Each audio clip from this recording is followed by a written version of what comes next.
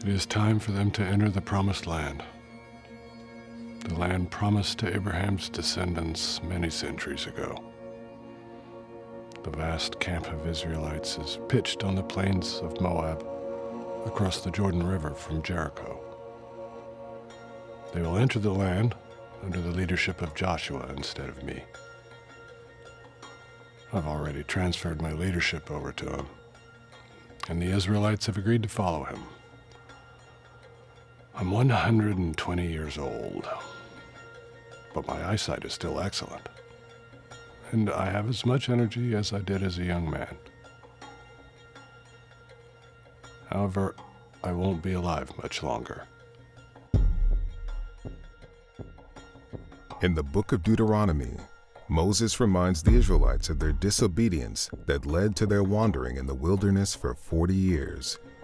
He demands that they follow the laws given to them by God.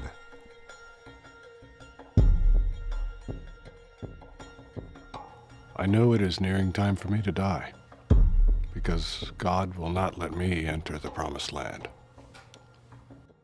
I was a powerful prophet who tried very hard to be God's chosen leader, but one time I dishonored God in front of all his people. I sinned by dishonoring God in front of all the people. God told me how to miraculously bring forth water from a rock, but I chose not to follow his instructions. Not exactly. Prideful disobedience is a high cost to pay. I will get to see the promised land from a mountain, but I will not get to enter it. I agree with God's punishment completely. My people need every bit of encouragement to follow God's laws exactly. My very last job is to remind the Israelites of everything that has happened to them for the last 40+ years, and to encourage them to keep all of the laws given to them by God.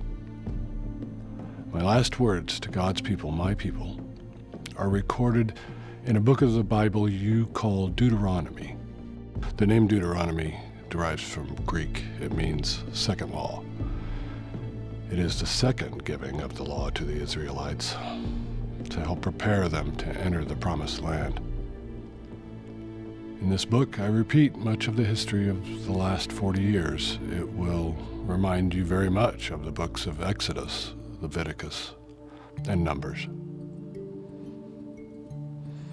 I start my speech to the people by reminding them that they had chosen the leaders to help me lead them and judge them. That model worked well. I tell them how 12 spies were chosen to go into Canaan to appraise the conditions there,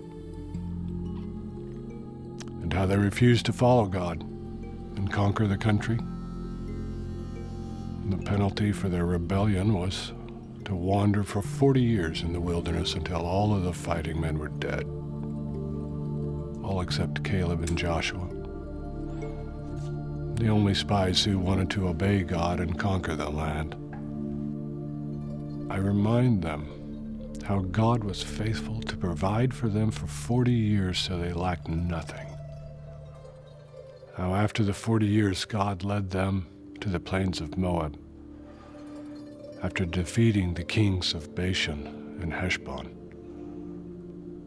How he divided those lands on the east side of the Jordan between the tribes of Gad, Reuben, and Manasseh.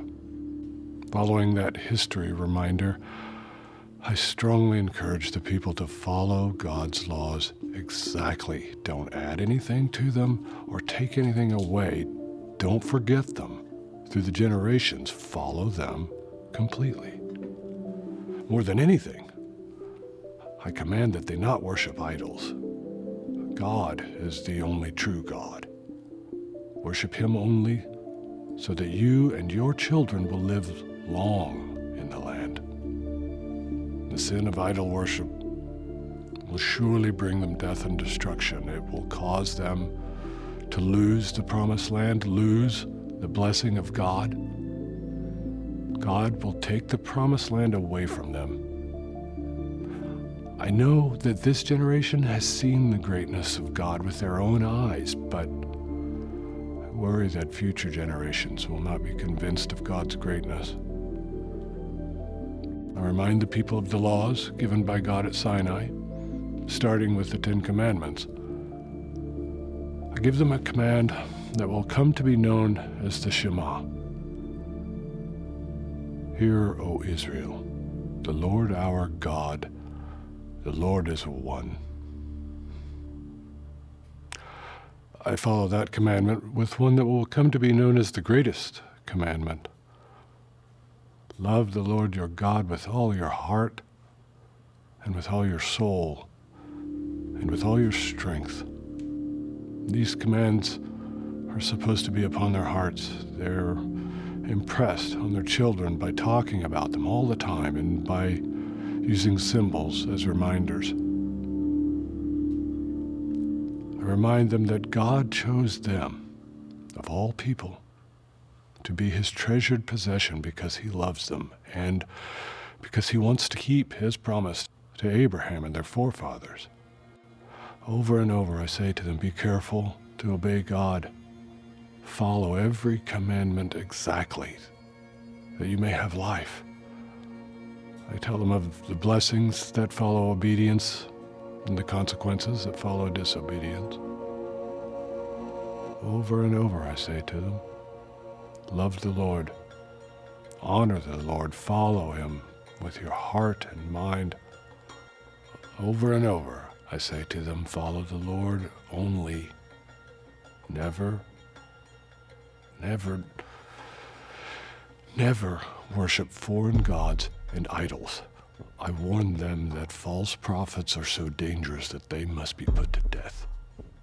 I make it clear to them that the Lord is not giving them the promised land because of their righteousness. In fact, they are receiving the land despite their many failings, such as the making of the golden calf and the recurring grumbling and complaining.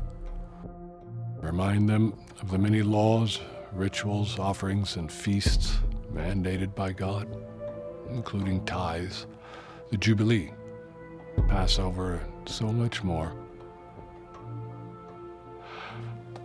I do slip in some prophecies. I am a prophet, you know.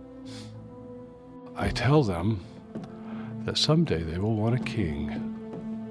I know this sounds silly because nothing like it is on their minds, but it won't be long before having a king seems like a good idea to them. When they choose a king, I tell them to appoint the king that God chooses, and that he must be an Israelite. And what must be a surprise to them, I tell them that their kings must not acquire much gold, have many wives, or have many horses, most especially horses that come from Egypt. I also say that the king is to write himself a copy of the law and follow it constantly, so that his descendants will rule over Israel a long time. It won't be too long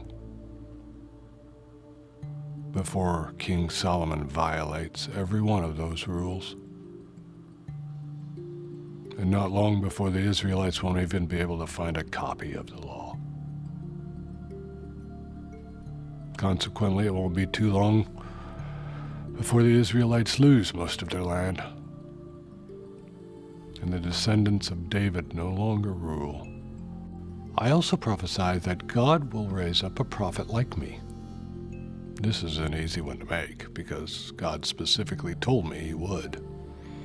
That is why many people of Jesus' time will wonder if Jesus was that prophet. I continue to remind them of various laws and regulations, and of rewards and consequences and punishments based on their behavior. I repeat the covenant between God and Israel. I remind them that it is well within their ability to follow the covenant and all of its regulations.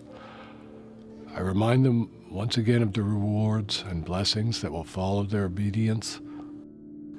When I finish speaking, I appoint Joshua as my successor.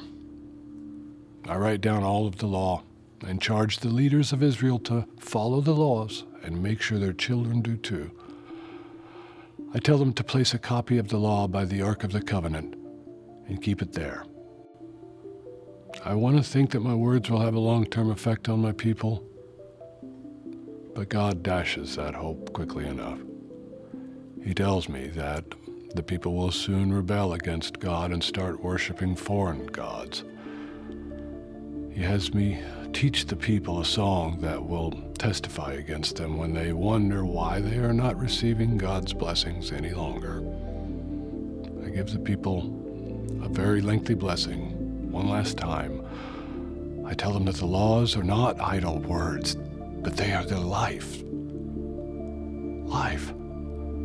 God's words are life. I know you live in a time when many people don't regard the Bible as being relevant or true, but I am telling you the same thing. God's words are life. I'm ready to go. I've served God with all my heart, but I truly am ready to be done with these hard-hearted, rebellious Hebrews. They are my brothers and sisters, and I love them dearly, but I've had enough. My life is at an end. This afternoon, I will climb Mount Nebo. I have the energy of a much younger man. I still have great eyesight. A good thing, too. God is going to show me the entire promised land from that mountain. I will see the land all the way west to the Mediterranean Sea, north to Dan, and south to the Negev. I will look down on the Dead Sea and Jericho. Think of it, I've worked for 80 years for my people to receive the promised land, and now they are going to take possession of it. Could it get any better? Yes. I've gotten to know the Lord face to face over the years. The only prophet to do so. Then,